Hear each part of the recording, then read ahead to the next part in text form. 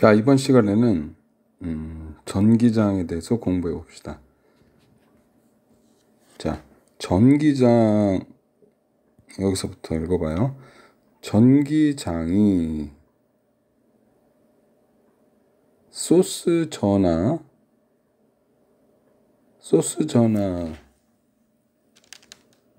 주변의 공간 영역에 존재한다. 이 별로 와닿지가 않죠, 그쵸? 자, 쉽게 그림으로 설명하면 예를 들어서 여기 Q로 대전된 전하가 있다고 가정합시다. 그러면 이 Q로 대전된 전하가 이 주변에 뭐 얼만큼 멀리 주변이냐면 사실 우주 끝까지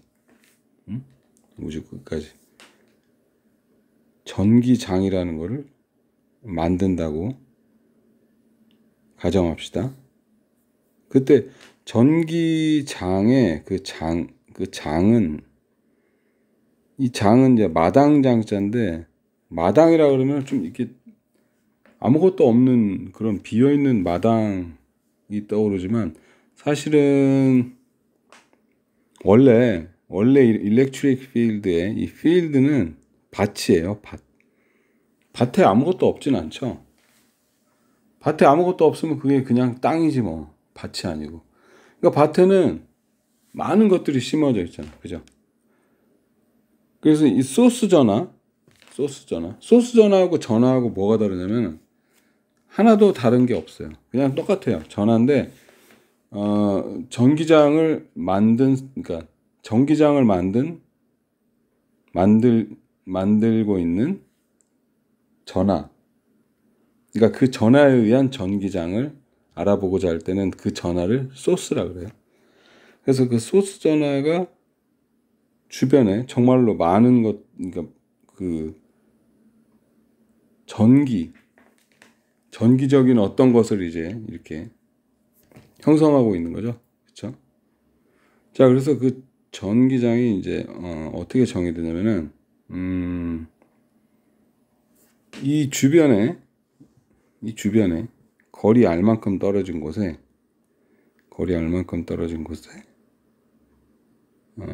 시험 전화를 갖다 놓는데, 이 시험 전화는 점전화예요. 점전화. 그러니까 점만큼 작은 거죠. 점이죠, 점. 한마디로 점인데 전하량이 Q0이고 항상 플러스예요. 시험 전화라 그러면 무조건 플러스예요. 그리고 이 전하량은 작으면 작을수록 좋아요. 왜냐하면 크면은 이 소스를 밀거나 당겨서 이 거리 R이 변할 수가 있겠죠, 그렇죠? 만약에 이제 이 소스를 이제 뭐 못으로 박아가지고 못 움직이게 하면은 시험 전화가 작을 필요가 없죠, 그렇죠? 어쨌든 보통 시험 전화라고 하면은 아주 작은 전하를 가진 점이다. 그래서 이걸 갖다 놓았더니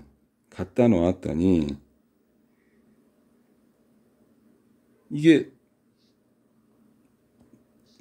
극성을 가진 그런 전하이기 때문에 만약에 두 극이 같으면 밀고 다르면 당기겠죠, 그렇죠? 예를 들어서 이제 대문자 Q가 이제 플러스라고 가정합시다. 그럼 시험자는 무조건 플러스니까 이쪽으로 밀리겠죠, 그렇죠? 얼마나 세게? 쿨롱 힘만큼 세게 밀리겠죠, 그렇죠?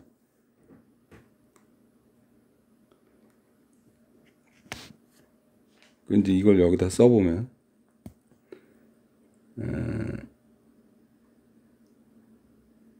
K2 R 제곱분의 Q 곱하기 Q0 만큼 세게 밀리고 있죠. 그쵸? 근데 전기장은 도대체 뭐냐? 전기장은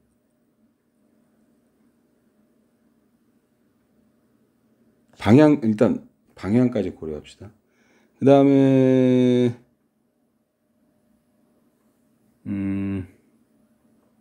이 방향을 이 R이 이렇게 주어졌으니까 길이가 이 R과 같고 방향이 Q에서 Q0로 가는 요런 벡터를 R 벡터라고 이름을 지어요. 그러면 이제 방향 크기는 이제 이와 같고 쿨롱임의 크기는 이와 같고 그 방향은 R 꽃갈이겠죠. 그쵸? R 꽃갈. 이게 이제 벡터 F죠. 그죠? 벡터 F. F2 이거죠. 그죠? 근데 전기장은 뭐냐? 전기장도 벡터예요. 그 다음에 어떻게 쓰냐면은 이렇게 써요. E라고 써요. E. 근데 힘과 거의 같은데 뭐가 다르냐? 힘에다가 쿨롱 힘에다가 요 Q를 나눈 것을 전기장이라고 해요. 그럼 뭐겠어요? Q에다 Q0 나눴으니까 Q만 남겠죠. 그렇죠? 그래서 R 제곱 방향 그대로 K도 붙여주고 이게 바로 전기장이에요. 그러면은 전기장이 주어졌어요. 전기장이 주어졌는데 전기장이 주어졌는데 전기장은 이제 위치에 따라 다르겠죠. 그렇죠? 왜냐면은 이제 여기가 이제 P라 그러면은 이걸 P1이라 그러면은 만약에 P2에 시험 전화를 놓으면 그 시험 전화는 이쪽으로 힘을 받겠죠. 그죠? 그 다음에 거리도 다르니까 거리도 더 짧아졌으니까 더 강한 힘으로 이쪽 방향으로 밀리겠죠. 그렇죠? 자, 그래서 전기장이라는 거는 그 위치에 따라 달라요. 그래서 이렇게 위치 함수라 그래요. 위치에 따라서 그때 달라요.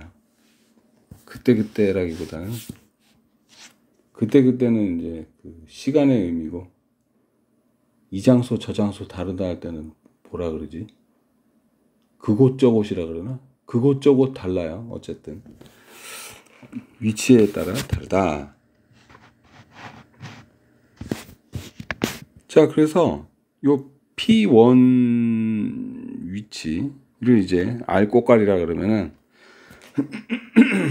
그러니까 소스로부터 P1 소스가 요 Q0 P1에 있는 Q0가 P1에 있을 때 가하는 힘의 방향이 이제 R 꽃갈이죠. 그죠? 자, 그다음에 거기다가 그 힘에다가 Q0를 나누면은 그게 바로 전기장이에요. 그러면은 전기장이 주어졌어요. 그러면은 전기장을 주고 만약에 시험 문제 같은 데서 전기장을 주고 시험이라 그러지 말자. 여러분도 시험 안 좋아하잖아. 어떤 사람이 이제 전기장을 알려줬어요. 그리고 힘은 뭔가요? 그럼 전기장이 이건데 하고 물어본다면은 어떻게 하면 되겠어요? 힘에다가 Q0를 나눠서 전기장이 되었으니까 거꾸로 Q0를 곱하면 될 거 아니야. 그죠? 그러면 힘과 전기장과의 관계는 어떻게 돼? 힘은 전기장에다가 Q0를 곱한 값이다. Q0를 곱한 값이다. 그러니까 시험 전화가 소스가 만드는 전기장에 놓여지면 이런 힘을 받는다. 그렇게 해석하는 거예요. 그 위치가 이제 P1 또는 P2 뭐 이렇게 위치가 다르면은 그 힘도 달라지겠죠. 물론 전개장도 달라지고. 근데 이제 만약에 Q0를 곱하지 않고 그냥 아무 Q나 곱하면 어떻게 돼요? 그러면 그 Q가 받는 힘이 될까요? 그렇겠죠? 그죠? 그러면은 요 Q0가 아니고 Q가 되겠죠? 그죠? Q가 되겠죠. 그럼 이게 Q와 소문자 Q 사이에 서로 이제 작용하는 쿨롱 힘이죠. 그쵸? 자, 그래서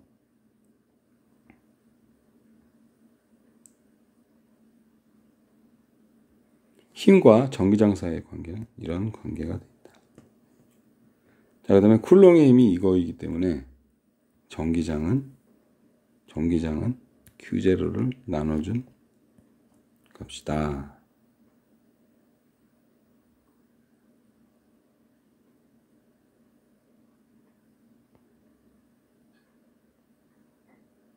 한번 봐. 근데 이것도 좀 이렇게 쓰면 안 될 것 같은데.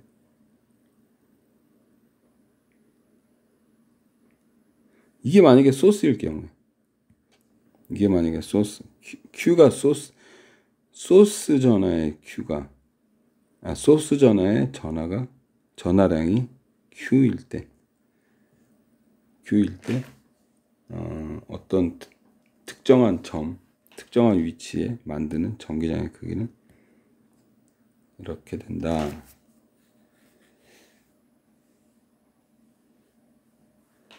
자, 그 다음에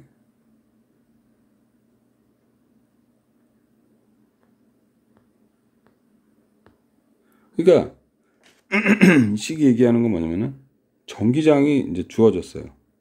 소스가 주어진 게 아니고 소스는 모르는데 어디선가 이렇게 소스가 있어서 전기장이 막 이렇게 만들어졌어요. 이렇게 이런 식으로 전기장이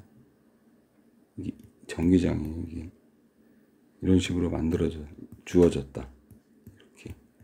그러면 시험 전화를 여기다 놓잖아. 그러면은 어때요? 이 시험 전화가 받는 시험 전화일 필요는 없고 어떤 전화 Q가 이 점에 놓여져 있어요. 그러면은 이 Q가 받는 힘의 크기의 방향은 바로 이쪽이다. 방향은 이쪽이고 크기는 QE. 그러니까 크기이고 방향까지 하면 이렇게 화살표. 이쪽 방향이죠. 그죠? 전기장이 주어졌을 때 그 전기장에 놓여진 전화가 받는 힘을 알 수 있다. 그런 얘기예요. 자, 그래서 예를 들어서 이게 이제 소스라고 가정합시다. 여기 Q라는 소스예요. 그래서 시험 전화를 놓았어요. 전 P에다가. 그러면 이제 자, 둘 사이로 있는 직선의 연장선 방향으로 힘이 가해지겠죠? 그죠?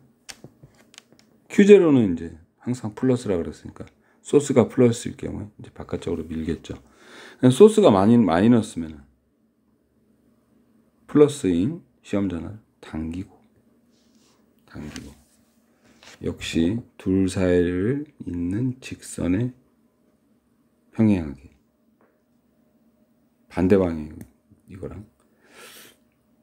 자, 그러면은 전기장은 어떻게 되냐? 이 F하고 쿨롱힘하고 방향이 똑같죠, 그렇죠? 근데 Q0만 나눠주면 되는 거죠. 그래서 이런 식으로 방향이 똑같이 이렇게 주어진다, 그런 얘기예요.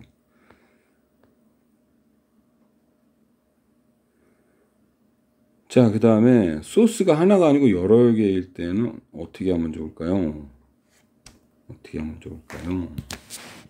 자, 소스가 하나일 때는 K 전기장은 1번 1번 소스에 의한 전기장이 만약에 이렇게 주어진다. KER1 제곱분의 Q1 제곱 RI 꽃갈 이렇게 주어지겠죠, 그죠?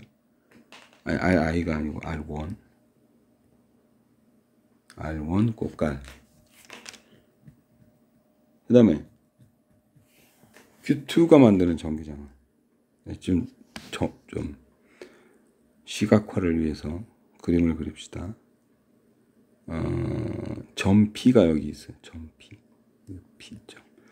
그 다음에 소스 1번 소스가 여기 있고 2번 소스가 여기 있고 3번 소스가 여기 있다고 가정합시다. 그러면은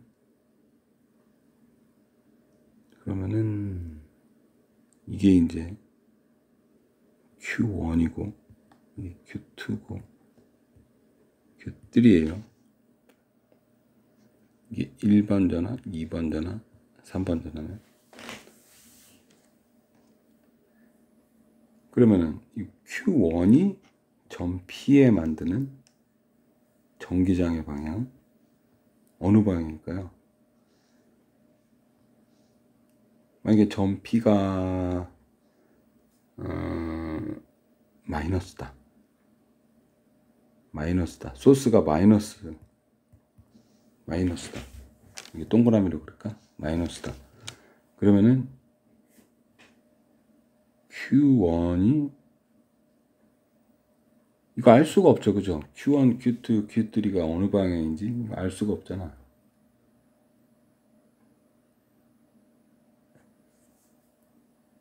만약에 이제 다 플러스라고 가정합시다. 그러면은 이게 이제 마이너스고 이게 다 플러스니까 플러스니까 다 당기겠죠? 당겨지는 방향이겠죠? 그죠? 그래서 전기장이 이쪽, 그죠? Q1에 의한 전기장. 왜냐면 시험 전화를 놓았을 때, 아니, 당겨진다면 왜 밀고 그래? 이쪽이 아니고, 이쪽. 그죠? 왜 이쪽이냐? 시험 전화를 놓았을 때, Q1에 의해서, 당겨지는 방향이 바로 전기장의 방향이라고 그랬죠? 플러스인 시험 전화를 놓으면은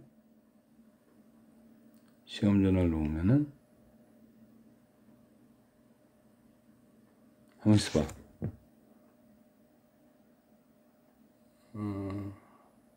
시험 전화를 여기다 놓는 게 아니잖아. 시험 전화를 여기다 놓는 거 맞는데. 내가 착각했다. 점 P에는 이게 소스가 아니니까 이건 극성이 그러니까 그냥 빈 공간이죠, 그죠? 빈 공간이죠. 그냥 소스 전화가 이게 다 플러스다. 그러면은 시험 전화를 갖다가 P에 놓았을 때 Q0를 P에 놓았을 때 Q1이 Q0에 가하는 힘의 방향 이쪽이죠, 이쪽, 그죠? 플러스가 이제 미니까, 그죠? 그 다음에 Q2가 시험 전화에 가하는 힘은 이쪽이죠, 그렇죠? 즉 전기장의 방향과 힘의 방향이 같으니까 이걸 이름을 E1이라고 그러고 E2. 그 다음에 얘는 3번이 Q0를 미는 방향이 이쪽이니까 Q3가 점 P에 만드는 전기장의 방향은 이쪽이겠죠, 그렇죠? 방향은 이쪽이고 크기는 이제 각각의 크기에 따라 다르겠죠. Q1이 크면 이 E1을 길게 그리고, 그렇죠? 그다음에 Q1이 작으면 짧게 그리고 그래야 되겠죠? Q1이 아주 크다고 가정합시다. 크다. 자, 그러면은 Q1을 그리면은 이렇게 그리면 안 되고 그 전기장도 같이 크겠죠, 덩달아서. 이렇게 이렇게 길게 이렇게 그려야겠죠, 그렇죠? 자, 그러면 결국에 요 세 개의 전하들이 점 P에 만드는 전기장은 요 세 개의 벡터를 다 더해야겠죠, 그렇죠? 그래서 아까처럼 이렇게 평행사 변형을 만들고 이게 하나 합하고 그 다음에 요거랑 나머지 요거 평행사 변형을 만들면 정답은 이쪽이다.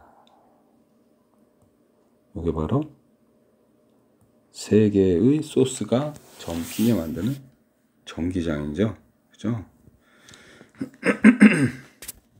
자, 그래서 이렇게 더하면 된다. 그런 얘기예요. 자, 그래서 여기 보이는 요 이걸 갖다가 이것도 그리스 문자인데 그리스 알파벳 중에 하나인데 시그마라고 읽어요. 시그마. 대문자예요. 시그마의 소문자는 이렇게 생겼고 대문자는 이렇게 생겼어요. 보통 알파벳 보면은 소문자 대문자 비슷하게 생겼는데 이거는 뭐 아무리 봐도 별로 비슷하지가 않네요. 이걸 비슷하다고 보는 사람도 있겠죠, 그죠? 다른 시각으로 보는 사람, 나하고는. 근데 내가 보기에는 이거 그다지 그렇게 비슷해 보이지는 않네요. 자, 그래서 이 시그마가 그리스 알파벳을 그릭이라 그래요. 그릭. Greek. 그릭. 그래서 요 그릭 시그마라는 요 그릭이 의미하는 게 뭐냐면 다 더하시오 그런 뜻이에요. 다 더하시오. 사실 이거는 이제 축약해서 쓴 거고 제대로 쓰자면은 i는 1부터 3까지 이렇게 써야 돼요. 3개일 경우에요. 3개. 소스가 3개일 경우. 만약에 100개다 그러면 1부터 100까지 이렇게 써야겠죠. 그렇죠? 아, 나는 1이라는 숫자 별로 안 좋아해. 2번부터 이름을 붙이고 싶어. 그럼 i는 2부터 101까지 이렇게 해야 되겠죠. 그렇죠? 만약에 100개의 소스가 있다면은 자, 그 다음에 예제 19.4 쌍극자에 의한 전기장. 예제가 이거는 복잡하기도 하고 길기도 해요.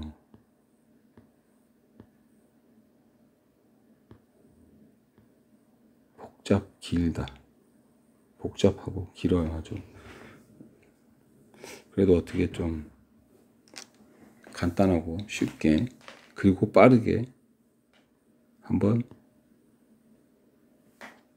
그렇게 하도록 내가 노력을 좀 해볼게요. 될지 안 될지 모르겠지만. 자, 이 문제는 뭐냐면은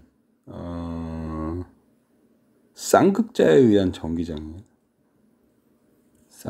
쌍극자가 뭐냐?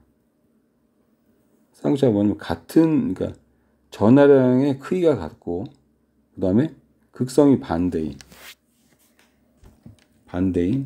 그런 전하 두 개가 이렇게 놓여 있을 때 놓여 있는 것을 쌍극자라 그래요. 근데 그 전하 두 개가 놓여 있으면 무조건 이 모양이지 뭐. 그죠? 아, 난 이 모양 말고 다른 모양도 있지 않아? 뭐 플러스가 여기 있고 뭐 마이너스가 여기 있으면 다른 거 아니야? 근데 이거 돌리면 똑같잖아. 그죠? 이렇게 생길 수밖에 없어요. 그래서 이렇게 분극된 거는 다 쌍극자예요. 그죠? 쌍극자 아닌 게 없어, 세상에. 그러면 그런 식으로 보면 아닌 게 없다기보다는 이렇게 분극이 돼야죠. 그러니까 분극된 모든 것은 다 쌍극자다. 그렇게 볼 수 있어요. 분극이라는 거 우리가 잠깐 배웠죠. polarized라고. 여러분들 극과 극이다. 뭐 그런 말 들어봤죠. 그죠? 극과 극. 그게 바로 그러니까 극과 극이 이제 분리되었다. 그러니까 이극하고 저극하고 분리되었다. 그러니까 마이너스극, 플러스극 이렇게 분리되어 있다. 분리라기보다는 이렇게 서로 뚝 떨어져 있다. 그런 얘기예요. 같이 있으면 플러스 마이너스 같이 있으면 0이지 뭐. 중성이지 뭐. 근데 이렇게 나눠져 있어요. 그리고 중요한 거는 크기가 똑같아요. 크기가 똑같을 때 그거를 쌍극자라고 한다. 내 생각에 여기 쌍이라는 말이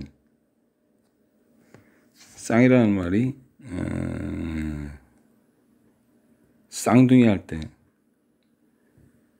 같다 뭐 그런 아닌가. 자신이 없네. 그렇게 말하려니까. 어쨌든 이제 두 개의 전화량이 똑같아. 쌍극자라고 그래요.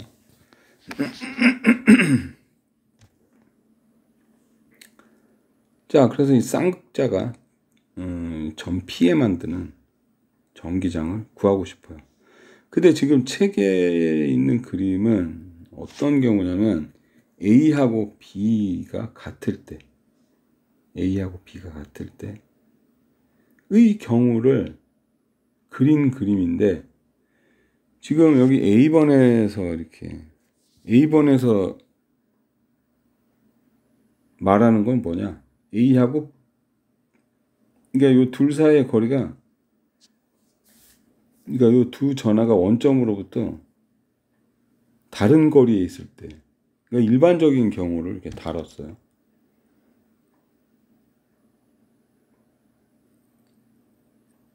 그러면은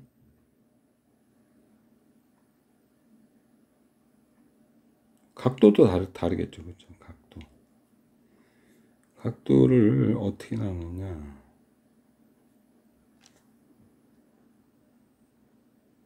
뭐를 파이라고 그러고 뭘 세타라고 그랬는지 일단 이 풀이 과정을 따라가면은 알 수 있겠죠. 그죠? 이 책의 풀이가 이게 쉽게 푸는 건지 아니면 더 어렵게 푸는 건지 더 어렵게 푼 것 같기도 하고. 일단 따라가 봅시다. 자,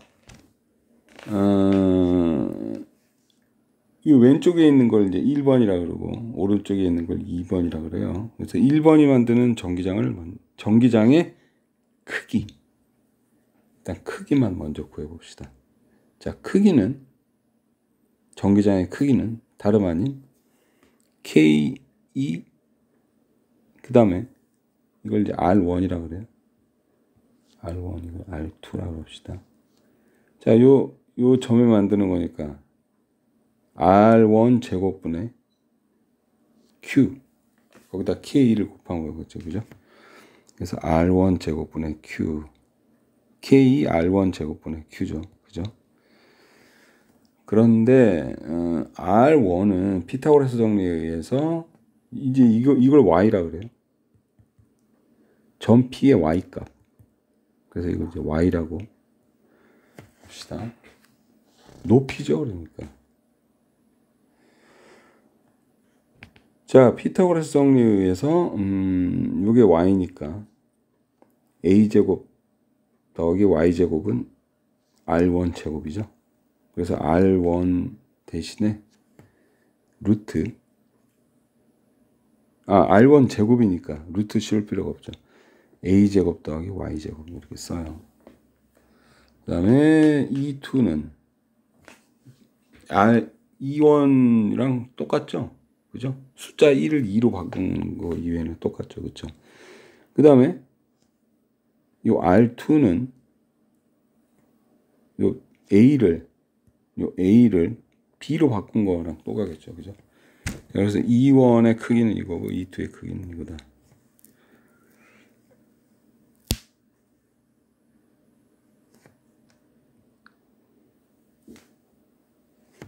자, 지금까지 구한 거는 E1과 E2의 크기만 알아봤죠. 그죠? 그래서 이번에는 E1 이거하고 똑같지 않냐? 근데 자세히 보면 달라요. 이 밑에 있는 게 더 두꺼워. 뭐 그닥 많이 두껍게 보이지 어쨌든 더 두꺼워요. 그럼 이게 뭔 의미냐? 쓸 때는 이렇게 쓰는 거예요. 이렇게. 이거를 책에 인쇄할 때는 이렇게 두껍게 써요. 두껍게. 그럼 이게 벡터란 뜻이에요. 그래서 이걸 이제 X 성분과 Y 성분으로 나눠서 이 방향 벡터를 이렇게 붙여서 I하고 J 방향 벡터를 붙여서 X 성분과 Y 성분으로 나눠서 한번 써봅시다. 자, 이 대각선의 빗변에 이 빗변의 길이를 이미 알기 때문에 요 X 성분이 뭐죠? 뚜뚜뚜뚜뚜뚜뚜 요게 X 성분이죠. 요 길이가 그죠? 잘 안 보이네. 파란색으로. 요게 X 성분이죠. 그죠? X 성분은 뭐예요? E1 요 E1 곱하기 요 세타를 끼게 만드는 변 밑변 그죠? 밑변 세타가 밑에 있을 때 밑변 이거는 코사인 세타를 곱하는 거죠. E1 곱하기 빗변 곱하기 코사인 세타가 밑변이다. 그래서 이게 E1x예요. 이게 E1x E1x다. 이렇게 화살표를 제대로 그려야지. 자, 그래서 코사인 파이라 그랬어요. 자, 이제 파이가 뭔지 알겠죠? 이게 바로 파이다. 이게 바로 파이다. 밑에 게 이제 세타고 위에 게 이제 파이로 이제 쓴 것 같아요. 여러분들 노트 단어 다음번 업데이트 할 때 이거 바꿔야지. 자, 그 다음에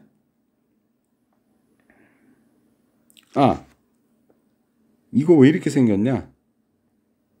원래 사람이 쓸 때는 이렇게 써요. 보통 이렇게 쓰는데 인쇄할 때는 뭐 이렇게 이거 왜 이래?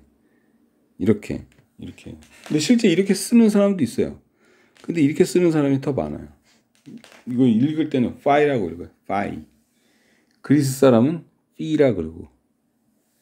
아니 그리스어인데 왜 그리스 사람이 하는 발음을 안 따라하냐? 그러게. 근데 대부분의 사람들이 다 파이로 잘못 발음하고 있어서 그냥 그게 굳어졌어요. 그래서 국제적인 만남에서는 그리스 사람들도 억지로 틀린 줄 알지만 파이라고 발음을 할 것도 같은데 내가 본 그리스 사람은 피라 그러더라고. 자, 그 다음에 Y 성분은 코사인 파이가 아니고 사인 파이를 붙이죠. 그죠? 그럼 이 높이가 나오는 거예요. 이 높이. 요게 바로 E1 곱하기 코사인 파이다. 이 높이. 그죠? 그 다음에 E2도 이제 식이 똑같겠죠? 똑같은데 뭐가 다르냐? X 성분은 똑같아요. 그러니까 구하는 방법이 똑같은데 E2의 Y 성분, 이 Y 성분은 길이는 이제 같은 방법으로 구하겠지만 E1하고 근데 이건 밑으로 내려가 있으니까 마이너스를 붙여. 그래서 여기 마이너스를 붙인다. 나머지는 그냥 1은 2로 바꾸고 A는 B로 바꾸면 된다. 그런 얘기죠. 그래서 이제 E1과 E2의 벡터를 구했어요.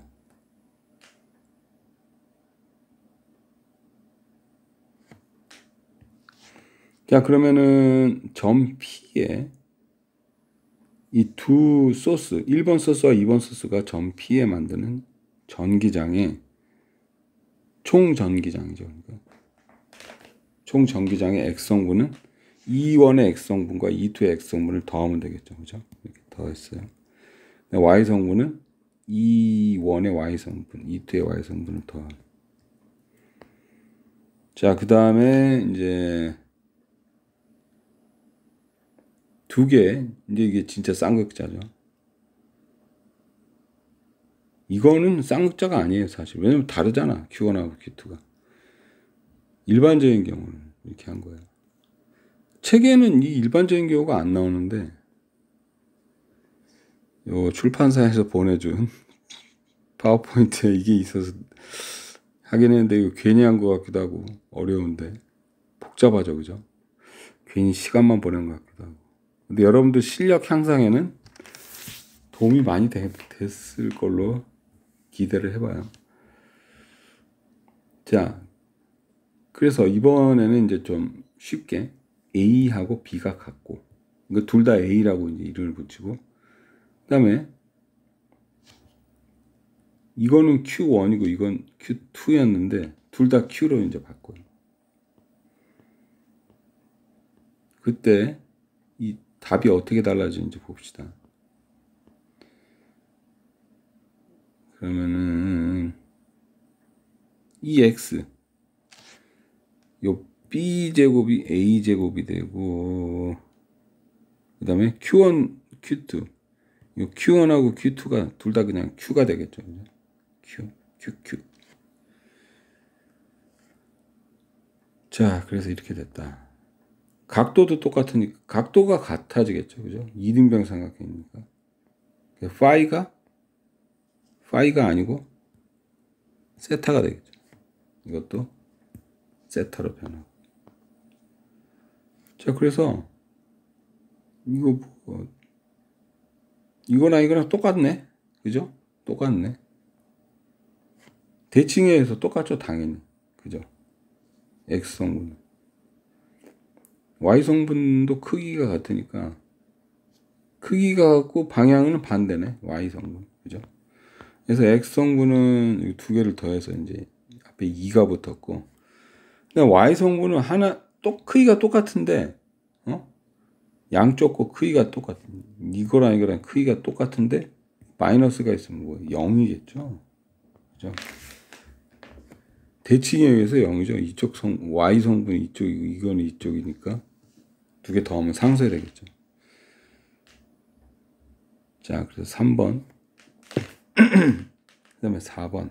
4번 스텝. 코사인 세타는, 왜냐면 이제 여기 코사인 세타가 있으니까, 코사인 세타를 이제 알려진 걸로 나타내야 되니까, 코사인 세타는 뭐죠? 빗변분의 빗변이 R이죠. 그죠? 빗변분의 밑변이죠. 그죠? 자, 그래서 R분의 A. 근데 R은 아까도 똑같이 했듯이 이게 R이죠. 그죠? A제곱 더하기 Y제곱. 루트. 이게 코사인 세타. 그래서 그 다음에 코사인 세타에는 이걸 여기다 이제 대입을 하면 되겠죠. 대입을 해서 정리를 했더니 이렇게 되더라. 이 Y는 안 구해도 되죠. 이미 구했잖아. 0이라고. 그죠? 자, 그래서 쌍극자일 경우에는 시험 전화를 여기다 두면은 그러니까 쌍극자가 플러스 마이너스 이렇게 있으면은 시험 전화를 여기가 아니고 딱 이렇게 가운데 여기다 딱 두면은 요쪽 줄에다가 딱 두면은 힘을 여기 있을 때 이쪽으로 받는다. 그런 얘기예요. 정확하게 오른쪽으로.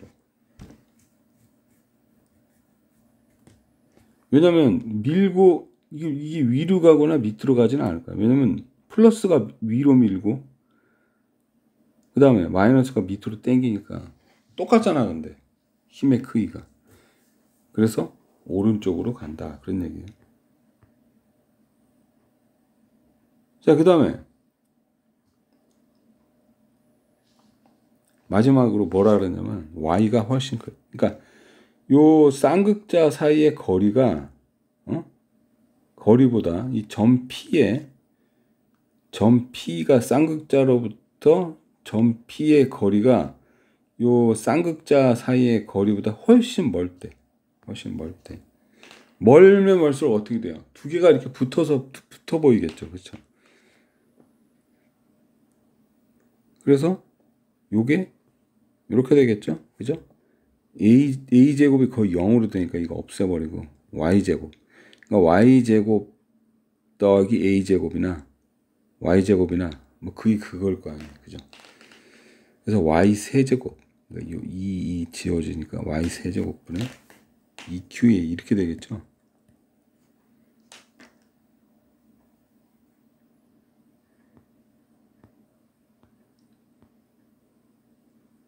자, 근데 이거 뭐 쌍극자가 뭐길래 뭐 이거 왜 했냐 도대체 왜 했냐면은 분자들 중에 쌍극자가 많아요. 이상하네. 분자는 중성 아닌가? 그죠? 중성이지만 만약 이렇게 생긴 분자가 있다. 만약에 그러면 근데 이렇게 생긴 분자가 세상에 어디 있냐?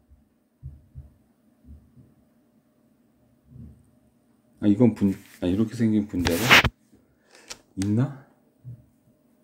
물론 이렇게 점전화 이렇게 마이너스랑 플러스 이렇게 있는 이건 수소죠, 그죠? 수소.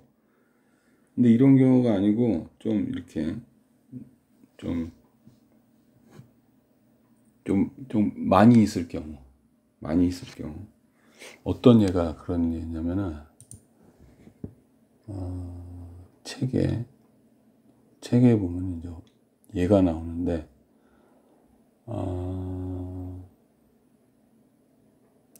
염화수소 HCl이라는 분자가 어떻게 생겼냐면 그 H하고 Cl하고 이렇게 떨어져 있대요. 떨어져 있는데 H가 플러스고 Cl이 마이너스 이온이래요. 그러니까 H 쪽은 이제 양성자만 있다는 얘기죠. 그러니까 HCl 분자에서 양성자하고 Cl이 이제 마이너스 이온으로 돼서, 그러니까 Cl이 그 수소의 마이너스를 이렇게 가져간 거죠. 그렇게 얘기할 수도 있고, 그 전자가 H보다 Cl에 더 오랫동안 머물고 있다. 뭐 그렇게 얘기해요. 그러니까 이런 식으로 분극이 일어난 경우에 극이 똑같죠, 그렇죠? 아니 극이 똑같은 게 아니고 전하의 크기가 똑같을 경우, 전하의 크기가 똑같으면 다 쌍극자라고 그랬죠, 무조건. 그죠? 그러니까 그런 경우가 많아요. 뭐 HCl만 있겠어? 많은 경우가 그런 경우가 있어요. 그러면 HC의 주위에 있는 전하들은 보통 이제 그 겉으로 봤을 때, 이게 멀리 봤을 때도 이렇게 중성인 그런 것들은 뭐 전기력이 없겠죠, 그죠? 그 주위에 있는 전하들이 전기력을 안 받겠죠. 근데 이렇게 쌍극자로부터는 전기력을 받는데 어떤 식으로 받냐면은 이런 식으로 받는다, 그런 얘기예요. 왜냐면 그 쌍극자 주변에 있는 그런 전하들은 그러니까 거리가 가까울 수도 있고 멀 수도 있지만 아무리 가까워도 이것보다 가깝지는 않다. 얘네는 이제 한 분자니까 뭐 거의 뭐 A가 0이나 마찬가지일 거야. 그죠? 그래서 이 어프락시메이션 우리말로 하면은 이 근사가 극단적인 근사가 아니고 아주 일반적으로 아주 흔히 있는 그런 흔히 있기 때문에 거의 이런 식으로 작용한다, 그런 얘기예요.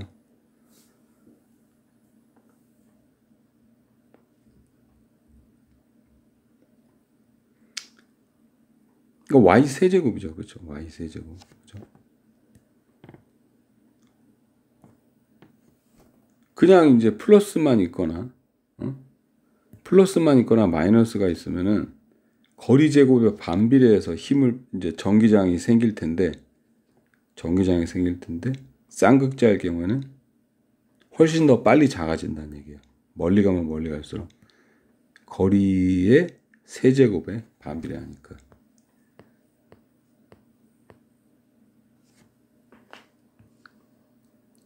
자, 이번 시간에는 여기까지 하겠어요.